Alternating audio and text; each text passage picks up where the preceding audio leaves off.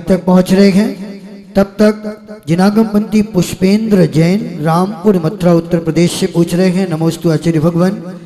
यदि कोई अभिषेक पाठ या विनय पाठ आदि गलत पढ़ता है और कई बार समझाने पर भी वह ध्यान नहीं देता है, सुनकर नाराज भी होता है, गुस्सा भी करता है, तो ऐसे में क्या करना चाहिए? नमोस्तु गुरुदेव, समाधान करें। यदि कोई अभिषेक पाठ, विनय पाठ या अन्य पाठ गलत बोलता है और आपको यह बात समझ में आ गई है, आपने उन्हें समझा दिया है और फिर भी वो गलत पढ़ रहे हैं, तो अब आपको समझ जाना चाहिए कि वो आपकी बात को या तो समझ नहीं पाए हैं या फिर उनका उच्चारण ही ठीक नहीं है।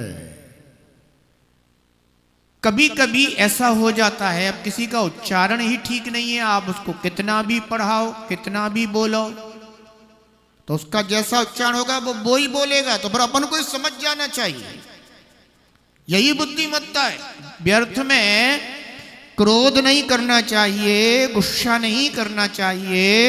आपने बता दिया है, आपने अपना कर्तव्य पूरा कर दिया है, अब आप बताने की ही कोशिश ना करते रहें, अपना धर्म ध्यान बनाए रखें, उन्हें अपने अनुसार करने दो। क्या पता वो आरम ताड़म वाला हो और तुम रमोरम ताड़म वाले हो।